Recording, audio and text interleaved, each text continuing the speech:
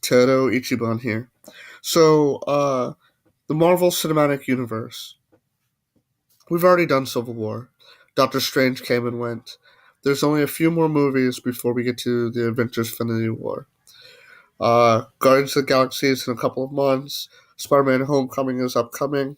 And then you have two more movies before we find out really what's going on with Thanos. Now, I have a theory for what's going on with the storyline, and I feel like I can tell you guys what's going to lead up to those events, and even the synopsis of Avengers, based off of what we've heard so far. Okay, so this is just me coming up with something, but it's based on the information we've been given so far. And if you look at it, at the end of this, tell me if you agree or disagree, whatever you think. Okay, so I feel like Loki, he he unleashes Hela somehow by pretending to be Odin. He doesn't have the Odin force. He isn't able to hold back certain things that Odin had held. Now in the comics, Hela's actually the daughter of Loki. So I don't know if they'll keep this to be true as well, but I feel like more likely they may just say that she's an ancient entity, an ancient Asgardian who was very, very powerful and likely had to be sealed away, Rita Repulsa style, so that, she didn't end up bringing destruction to the rest of the Asgardians. Uh, Her obsession with death and killing and murder probably made her a very dark force in the universe. So, Loki unleashes her. Then we have um, her attack on Asgard. She'll likely be set free, like I said, by Loki somehow, one way or another, and then she'll wreak havoc there. That's when Thor shows up at the end of not Civil War, Age of Ultron. He had noticed something was wrong, so he probably went there immediately, saw that she was causing problems, and he was not powerful enough to defeat a force like that, not by himself. Um, and so he's banished to by well, there might be like a sort of a fight here. He may do pretty well. He may even weaken uh, Hela. We've seen a lot of photos of her without the helmet on. We've seen, although she did say she could manifest it. Kate Blanchett, the actress, said that the character can manifest parts of her outfit. But I think that maybe Thor is able to weaken her even just a little bit. But he's sent away, and he goes to this planet Sakaar, meets up with Valkyrie. Uh, Maybe at first he doesn't know where he is.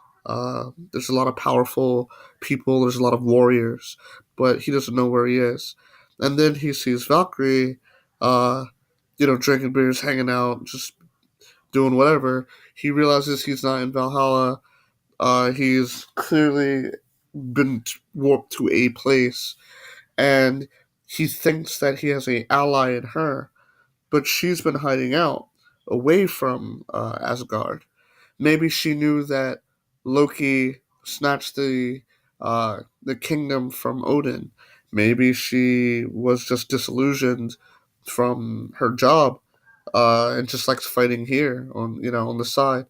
Uh, for anyone who watches Steven Universe, there's a character named Amethyst who is a superpowered being, but in her spare time she transforms into a wrestler, and it actually does like side battles. So that's what Valkyrie could be doing here.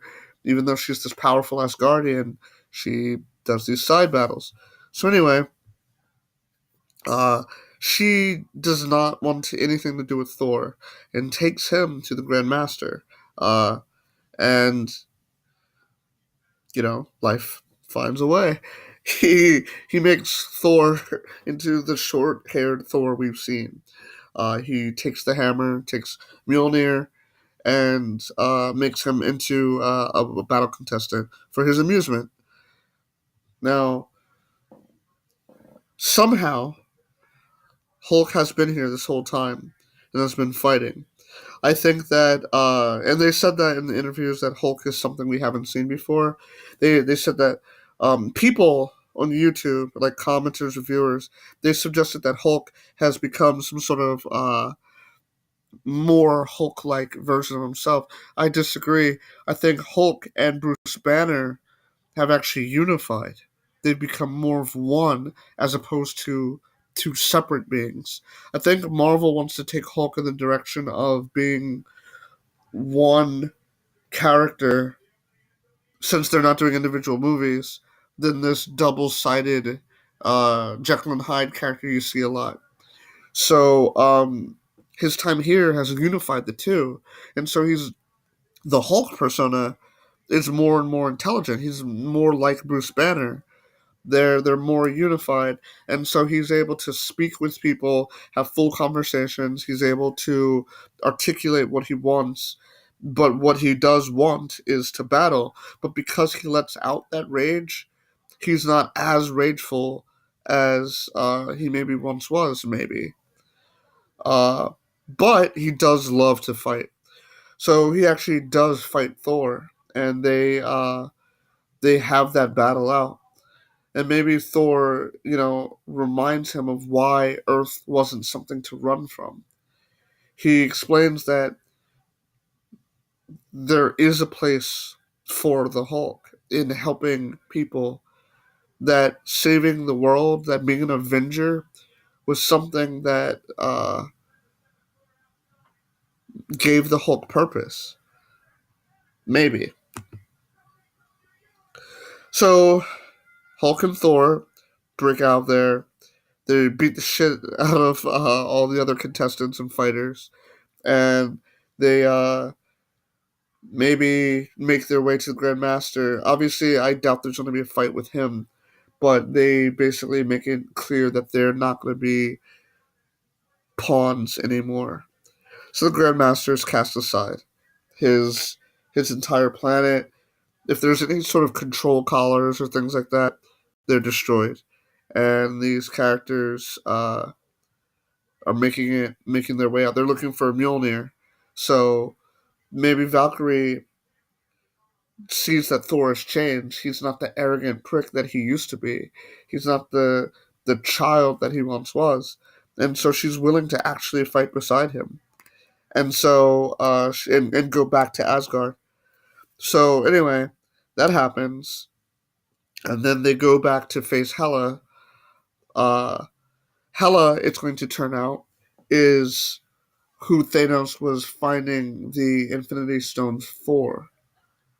I don't think that they're going to kill her off or defeat her in this movie. I think she'll actually run off to parts unknown into space. And while Thanos was said not to appear in Guardians of the Galaxy 2, James Gunn never said that Hela wouldn't or couldn't. So I think that Hela may appear in Guardians of the Galaxy, and she will make it clear that uh, Thanos needs to make his way to Earth. That's where his enemies lie. Because if she's taking the position of Death that Death had in the comics, then that's all there is to fight. There's no other reason. So that's my theory. That's what I think. Uh, you guys tell me if that sounds like a good enough theory, and I will catch you later. Peace.